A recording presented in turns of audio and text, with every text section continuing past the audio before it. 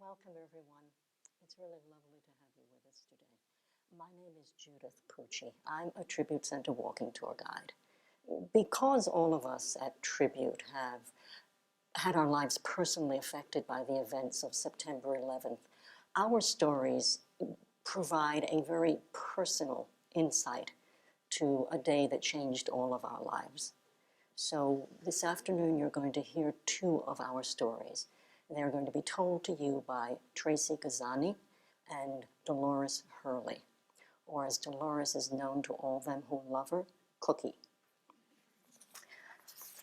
Dolores works for Morgan Stanley, and she has been with the financial services firm for over 20 years. Morgan Stanley was the largest tenant in the World Trade Center. The company occupied over 20 floors in the South Tower, and they had about 3,000 employees. The South Tower, as you may remember, was the second building that was attacked that morning.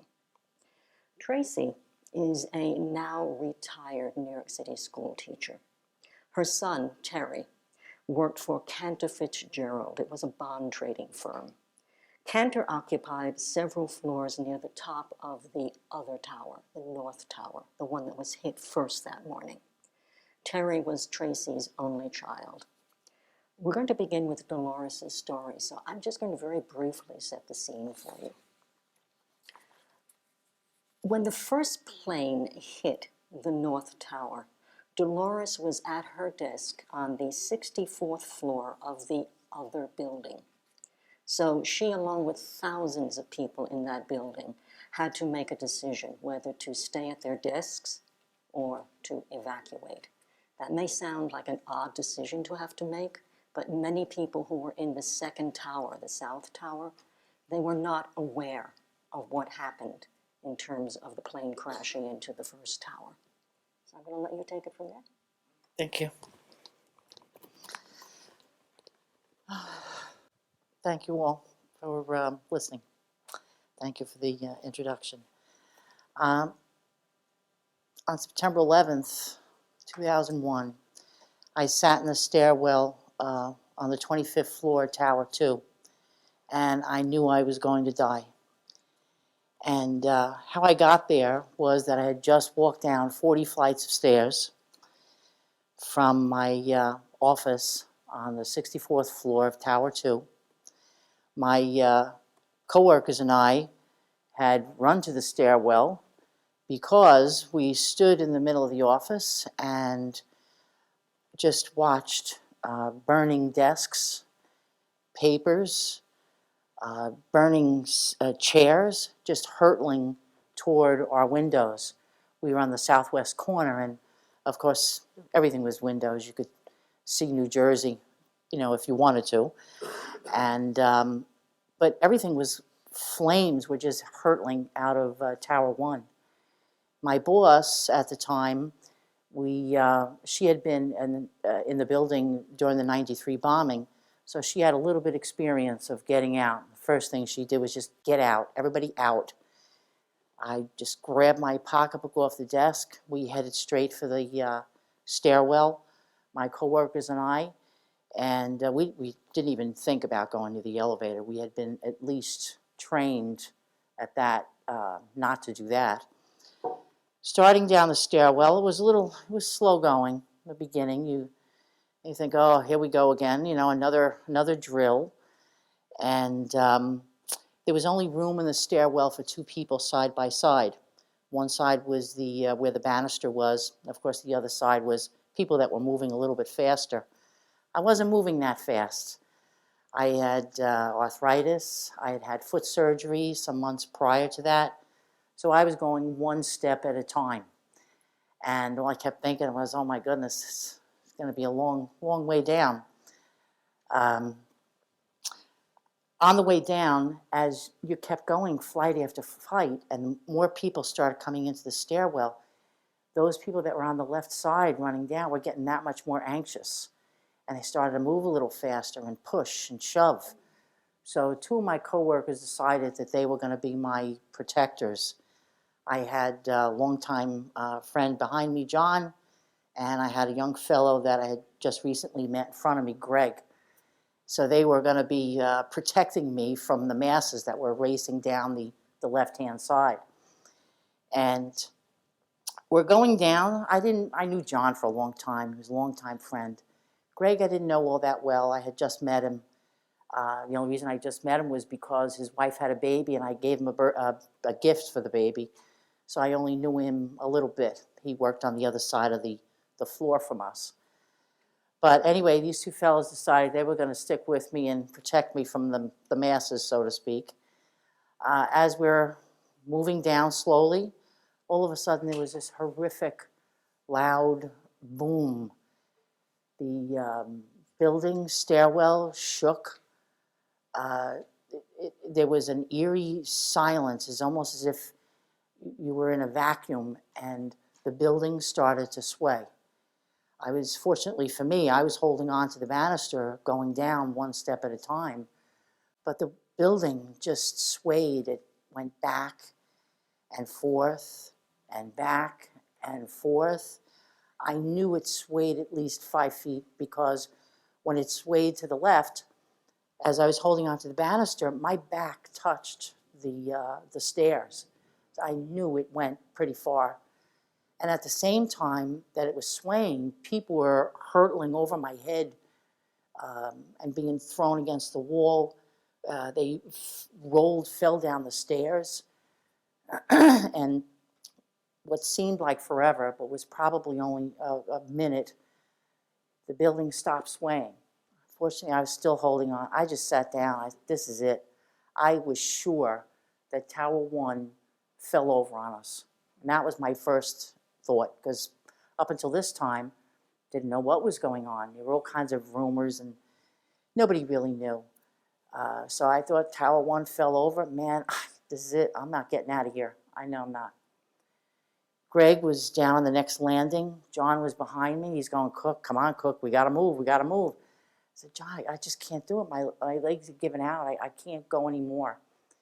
Greg's at the bottom, and he's saying, Cookie, come on. We got to go. We got to go. And I said, look, go without me. I'll be fine. I don't want you guys to lose your life because of me. You'll be able to get out. Just go. And I can see Greg's face right now staring up at me and saying, you know what, Cookie, if my mother finds out that I left you here, she'll kill me. So there's no way. I'm not leaving. And, you know, in those few seconds that he said that, I started thinking about him, his new baby. I started thinking about my own family. You know, what's my mother going to say? What's my kids going to say about me? And here I am just sitting here. And, you know, I knew my kids and my friends would be saying, oh, we know Mommy, she fought to the last second. Cookie didn't give up. She'd crawl if she had to. You know, she would just keep going and keep moving. And she's going to get home. We know she's going to make it, you know. And by this time, I think people figured that, you know, I was still in the building and under it. So in thinking of that, I really didn't want to make my kids liars. I had always fought through adversity and things that happened in our lives. We had a fire in our house. We lost everything. I kind of shrugged it off with the help of some people, got new stuff. You know, it's only stuff. Nobody lost their life. My husband lost his job, had 4 kids, no insurance, no money. Oh, well, so you get a job, you make a little money, he gets a new job. You know, things happen in life. I mean, with 4 kids and not a second job, my son wanted to go to the prom, so my girlfriend and I delivered newspapers at night to make extra money so we could go. You get through adversity. And I thought, you know, I'm not the type of person to just sit here. I grabbed a hold of the banister, I pulled my butt up off the stairs, and I started moving. And yeah, it hurt. My legs were killing me. And it just kept moving, and I don't know what kept me going. Maybe at this point it was adrenaline, but Greg and John were still in front of me and behind me. By this time, people were racing down the stairs. We still had another 25 to go, and I thought, I'm not going to think about it. Just going to keep going. Just going to keep moving. I am going to move every second that I possibly can move before this comes down on top of me. We finally get to the bottom. Greg and John are still with me. At this point, trying to walk on flat ground, my legs just really gave out.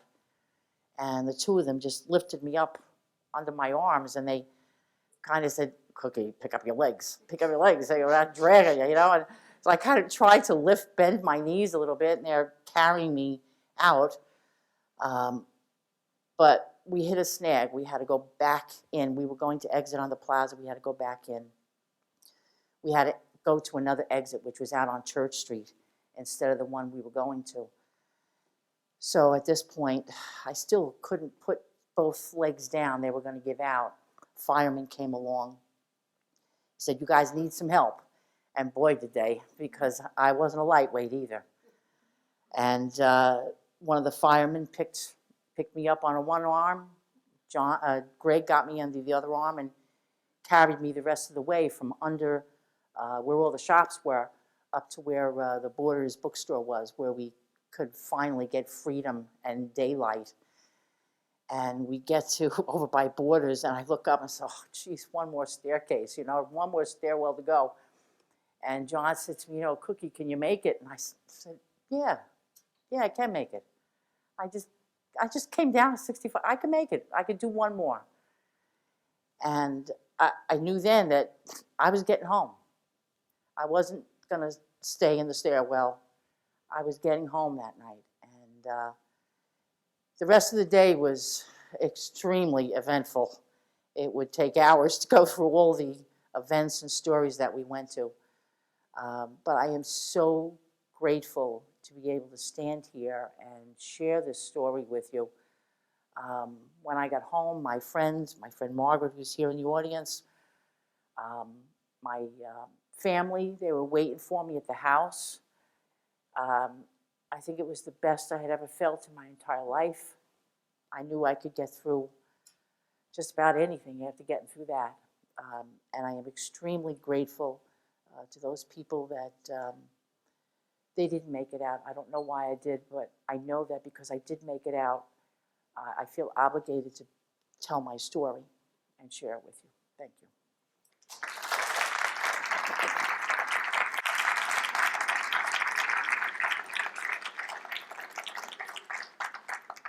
Within Cookie's company, 13 of Morgan Stanley's employees were killed that morning. And that included a man named Rick Rescorla. Rick, you might even have heard his name. He got a great deal of news coverage, and rightly so.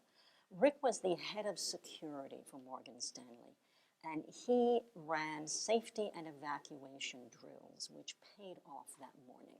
He was sort of notorious for insisting upon these evacuation drills. He and his emergency preparations are credited with helping to save the lives of more than 2,700 people at Morgan Stanley. Rick, however, did not survive. He died when the South Tower came down. Now, Tracy, her son Terry, unlike Dolores, Terry did not have the option of leaving his building. He could not get out of the North Tower. Access to all the elevators and stairways had been destroyed by the plane, leaving him and everyone else who was above the impact zone with no way out. So I'm going to leave it to you, Tracy. It was Sunday afternoon, September 16th. Marty and I were finally asking our family members to go home. We knew that we had to do our grieving, and we knew that we had to begin to pick up our lives together. We also assured them that we were going to be okay, and that I knew that I would always keep in touch with them. I knew they also were grieving for my son, our son Terry, who was lost in the North Tower on the 104th floor and working with Cantor Fitzgerald. That afternoon, Marty decided to go down to the Family Center, which was housed on Pier 94 on the Upper West Side. I needed time alone, so I stayed home the rest of the day. About 5 o'clock that evening, Marty came home and he said he insisted upon us getting into therapy very quickly. Fortunately, our parish, St. Patrick's in Bay Ridge, Brooklyn, had opened up their hearts. The therapists in the community had opened up their hearts, saying that they would assist anybody who need help after 9/11. So we took advantage of that.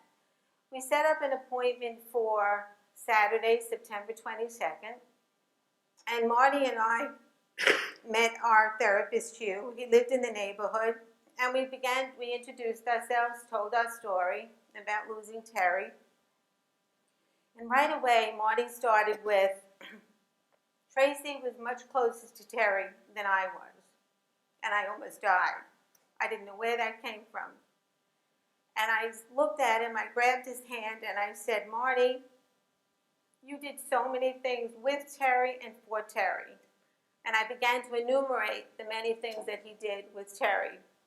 From a 7-year-old building a racing car for the Tiger Cubs, to coaching his baseball team, to helping him while he was in the 6th grade with math. I had reached my level, so he was helping him. He also used to confide in his father many stories about when he was a bouncer as a young man in college, and he would tell his father, he would not tell me. My husband did tell me later. But at any rate, he would tell stories, he would confide in Marty about, did you make the right decision about this or that? So Marty didn't, really make that attachment. I also mentioned to him that he and Terry also began to watch the series Bands of Brothers. And they really connected through that. But Marty he said, oh yeah, I guess you're right.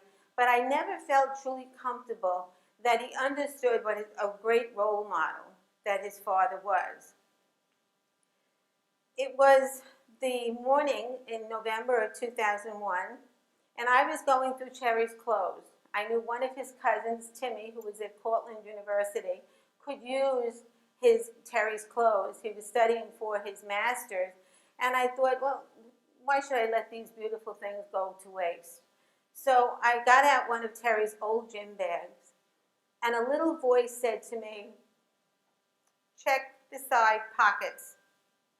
Well, I went into the side pockets and pulled out 4 pieces of loose leaf paper. And the first page was titled, My Goals for Family, Friends, and Business, Professional Life. And I began reading these pages. Terry's second goal talked about his friends and how he treasured his friends. He was very committed to his friends and how he always wanted to continue to always be a good friend. The third was about his professional life.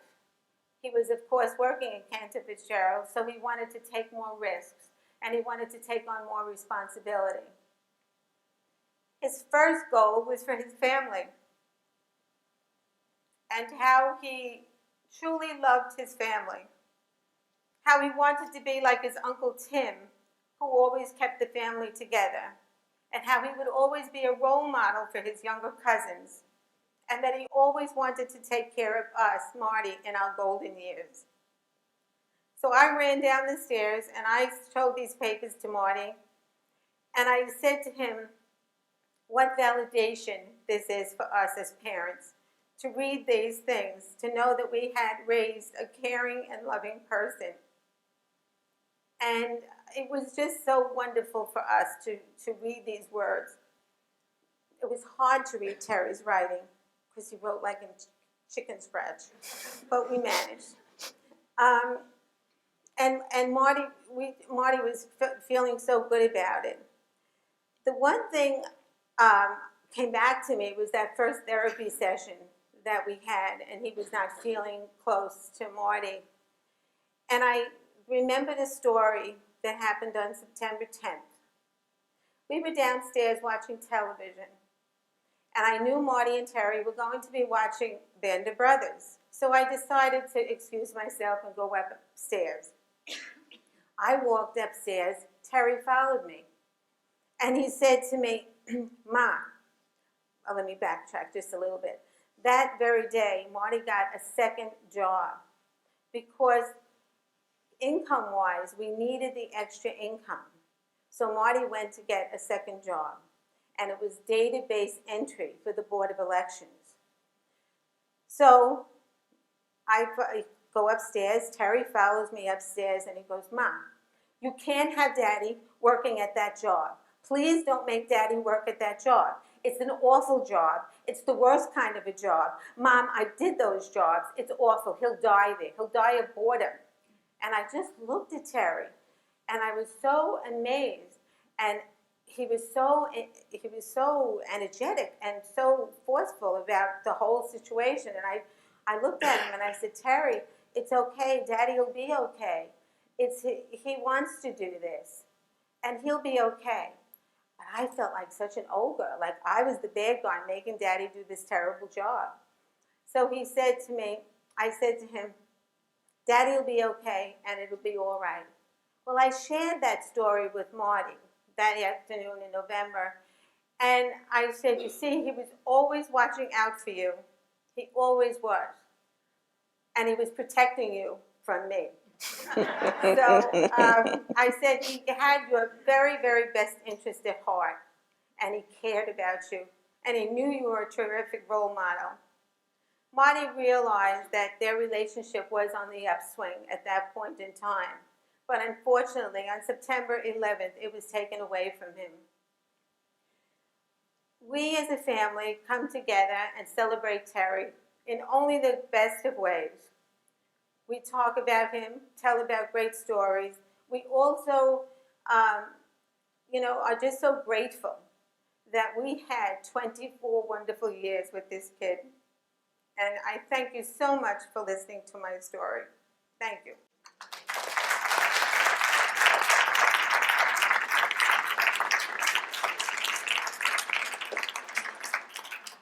No company lost more people that day than did Cantor Fitzgerald. 658 of their employees died just like that. That was about 2/3 of their workforce.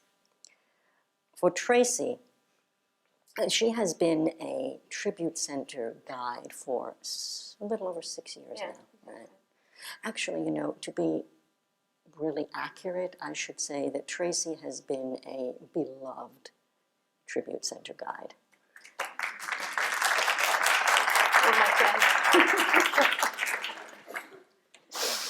She's going to speak to me later about that. When not giving tours, she frequently shares her story with school groups, and she tells these kids about those notes of Terry's that she found. And she encourages these children to embrace life and to work to make their dreams come true, because they still have that opportunity. So what I'd like to do now is just take a moment, collect your thoughts, and open this up to all of you. If you have any questions for either Cookie or Tracy, they'd be very happy to answer them. Oh, I see something in the back.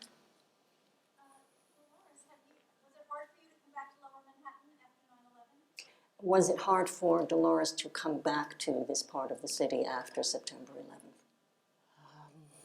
Actually, I had to come back, had to go to work. Morgan Stanley, they transferred us to a different section, and it was probably about 3 weeks later I had to come back into downtown. That's where the bus drops off, and I walked over by the site. Then at that time you could get closer to the rubble, and I had my cry, and I thought to myself, life goes on. It was difficult for that short period of time, and it does get difficult at times when I start to think about the Twin Towers, because I love those buildings. I just miss them. I still miss them. I had so many good times around the area with my coworkers, in the buildings, around the buildings. I just miss them. And it's at those times I still have trouble with it. Anyone else? All right. Well, if you do, oh, Somebody yes? back in there. Oh, please.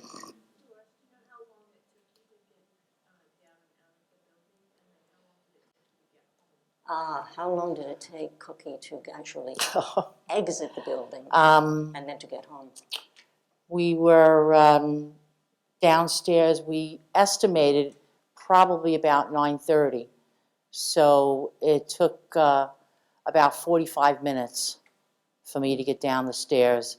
As it turns out, approximately about 15 minutes later, the building came down. I did not get home until 11 o'clock that night. Like I said, it was an eventful day To put it mildly. to get home. Well, if any of you do have another question after the program, we will be right outside the exit door, and we would really be happy to continue this conversation. I want to thank you. You're welcome. Thank you both. You're very welcome. No, it was generous to do this. Very welcome. Thank you. I want to thank all of you as well. By being here, you make it possible for our very personal stories to take on a broader significance, to become a way for all of us to share in this communal history of ours, and to remember and really value the humanity that binds us. So on behalf of all of us, I want to say thank you again, and I want you to know that if the time you've spent with us winds up enriching your visit here at the museum today, we would be delighted. So thank you for sharing your time with us.